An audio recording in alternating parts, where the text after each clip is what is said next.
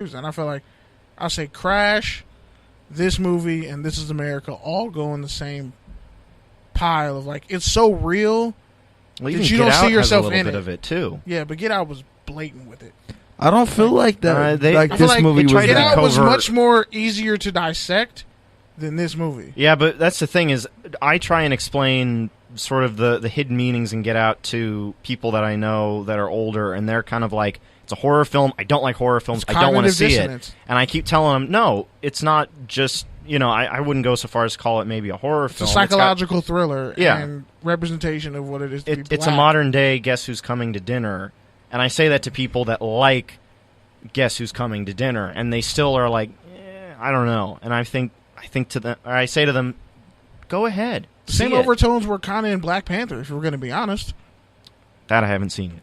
T'Challa versus Killmonger. Wow, you're and weak. the cultural references I just saw Thor Ragnarok the other night, and I still have to watch bottom Doctor line. Strange. So. Bottom line is, in all these movies, I feel like the people who are having conversations will have those conversations because they inherently want to do it. But then we also showed in the movie with the Klansmen, there are certain people who aren't having those conversations. They're just going to burn a cross. Yeah. There's other people who are just going to go protest and hope for the best. There's other people who, in my terms, they're going to go find a solution or at least work towards one.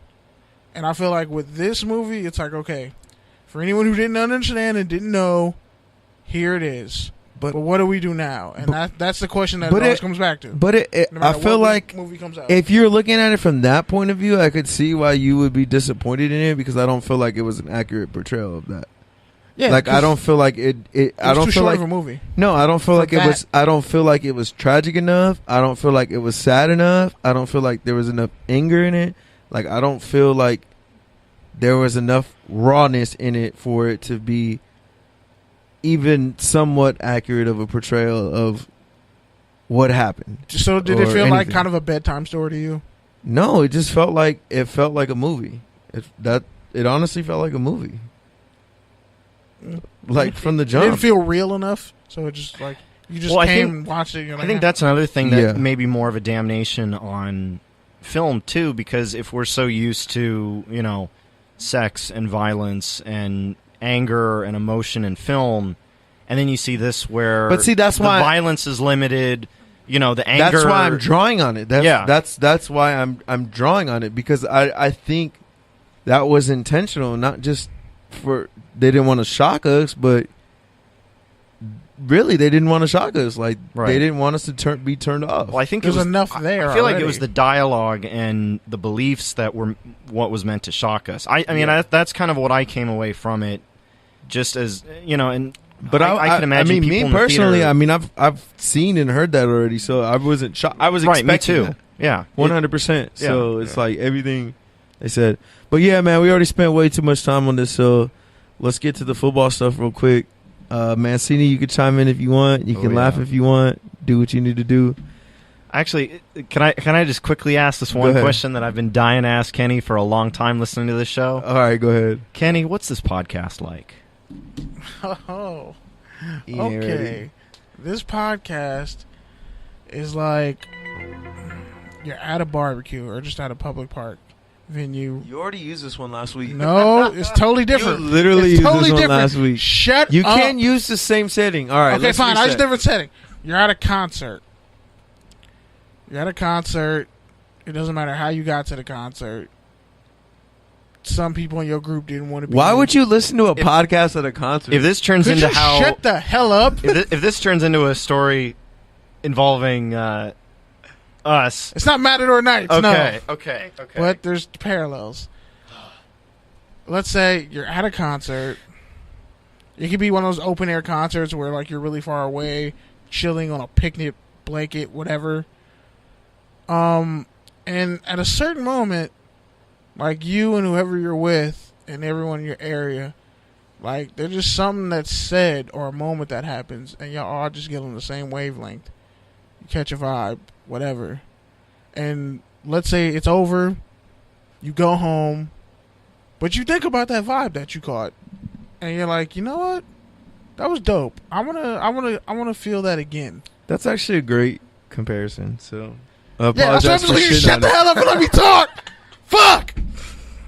Jesus. All right, man. So since I know, Mary and Joseph. since I know you're gonna ramble and take forever, you want to talk about your college news first before I talk about my stuff, because my stuff is gonna be quick, like it always is. Nah, you talk because I got something funny to say. Are you I gonna calm talk down. about your college football news or not? Yeah, I'm talking about my college Then football. go. All right, fine. Don't rush me either. It's unbelievable, this guy. Just so a list came out. I'm not gonna really talk about the top college football top 25. Alabama's number 1. Whoop-de-doo. One of Georgia's 5-star running backs tore his ACL. I think there's less than 3 teams who won a national championship who weren't ranked in the top 25. USC's ranked 15. I honestly don't even think they're a top 25 team. I just don't. Their QB play. Their QBs are too inexperienced, and none of them are battle tested. And Sam Darnold was making the Jets look like a damn near playoff contender. But what pissed me off was there's a list, like the most underrated and most overrated coaches, and it's just so interesting that 3 of the coaches that are on the list happen to be African American, but that's like, just stick a pin in that. That's really just where I will start. But where I will end it is who was on the list. Tom Herman was on the list. He's totally overrated. That's a white dude. Texas. Honestly, I don't. Other than the fact that he snitched on Urban Meyer, I still don't understand. Can you why he just has a read job. the list Could you just be quiet? and then give your commentary?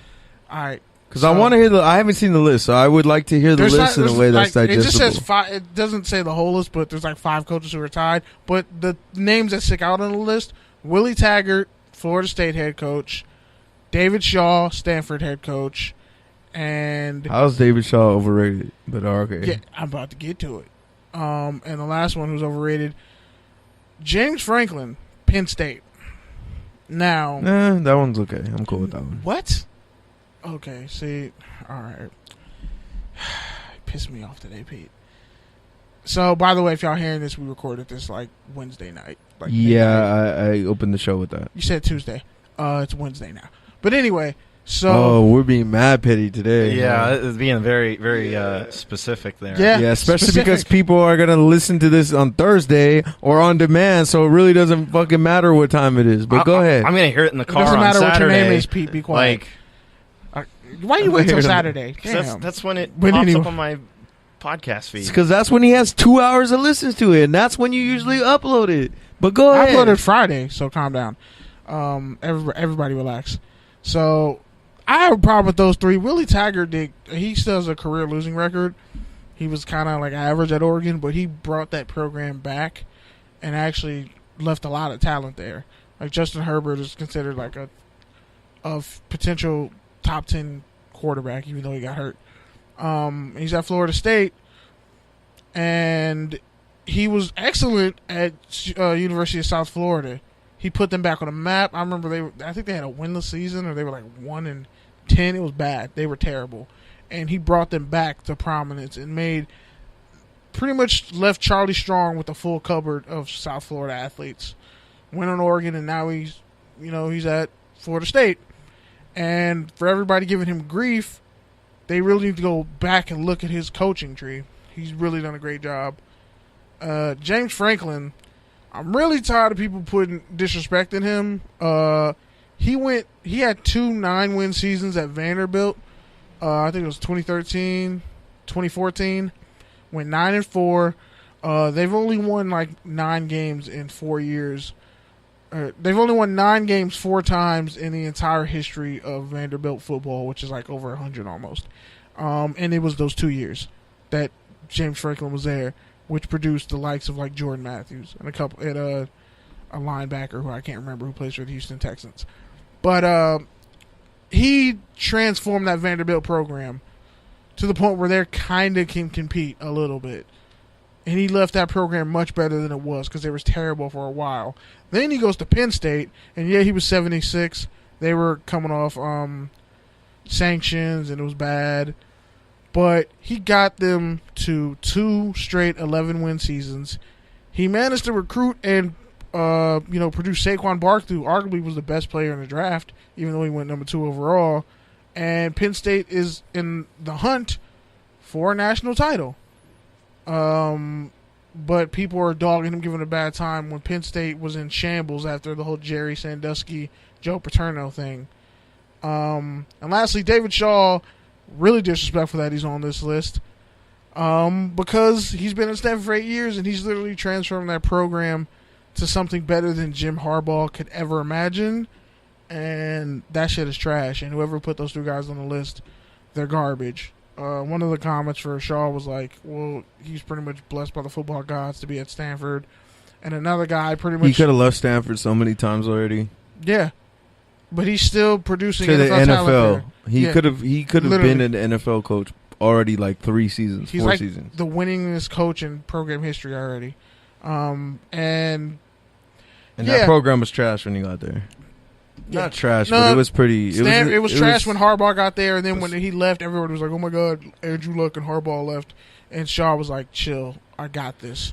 All right, man. So can I get to my stuff now? One last thing, Jimbo Fisher is the most overrated coach in college football. They put Lane Kiffin on the list, and somebody said anonymously, which is, by the way, I hate anonymous quotes. I think you're a coward for doing that. But they said, when you're born on third base, you should kind of, be humble, because just because you hit a single doesn't, just because you hit a single or whatever doesn't mean you did something great because you were born on third base as a head coach. But I think he's doing a great job at FAU, so he needs to just get off his head and stop hating on Lane Kiffin. And they also said, Nick God! Did you really just fucking say that right now? They need to get off Lane I've Kiffin's listened to you slander Lane Kiffin since the day he got fired off. He deserved it at USC. Actually, and at Alabama. Can we be honest? 6 weeks and the before, Raiders, he deserved it. 6 weeks before he got let go. You've been slandering him since he left Tennessee. Let's be honest. Nah, I didn't really care for Tennessee. I knew that wasn't going to work because it didn't work in Oakland. But lastly, but you knew it was messed up how he just left all those players dirt, and you've had. Yeah, but then he got fired at USC, so that's karma. Like, there you go. But anyway, his favorite alum. Nick Saban. You keep cutting me off. But anyways, Nick Saban. At the end of the day, they had a quote. Yeah, you bastard. They had a anonymous quote on Nick Saban. Yeah, he pretty much just recruits the best players and he cheats, so he just gets away with it. And I'm like, that's kind of hater talk. Like, put your name on that, please. Like Herm Edwards says, put your name on that. All right, man. So Jimmy Smith got suspended for 4 games. You have a take or a tangent on that? I mean, all Baltimore's corners and DBs, mainly their corners, are just cursed at this point. So, that's it. Tangent on this. I remember back in the day, a former teammate of mine told me Jimmy Smith smoked mad tree, and if anyone could make it to the league, if he could make it to the league with the amount of tree he smoked and the amount of classes he didn't go to, that pretty much the NCAA was a joke and anyone could make it to the league. Yeah, man. Jimmy Smith. I mean, he was hurt. He's battling injuries, but he eventually matured into a pretty good starting cornerback. He did, in safety. Okay, so Kirk Ferentz is also on the overrated list because he is. Richie Incognito was arrested. He allegedly threatened to shoot people at his dad's funeral. Do you have a take or a tangent on that? I need like 7 straight boos, but just give me one. I'll settle for one. Yeah, as I said in an earlier group chat, I hope Jonathan Martin pulls up on Richie Cognito at a charity event and beats his ass in front of everybody.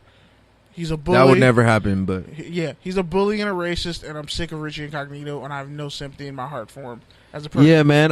He's an asshole, and he's been an asshole his whole life. I don't care how... Now that, like, you suddenly having all these mental problems, that's just an excuse, because even when you weren't having mental issues, you were being a dick to people. So, yeah, I don't feel sorry for bullies. First off, I think he's always probably had mental issues. He probably had CTE for a minute. But he yeah, had CTE at 10 years old. He's been a dick his whole life. That doesn't excuse him being a bully and an asshole. So I'm with you on that. I don't care how many former teammates co-sign him. There's that many more who say he was actually a misogynistic. He was an asshole. He's a monster. But anyway. Aaron Rodgers is reportedly negotiating a new contract with the Green Bay Packers.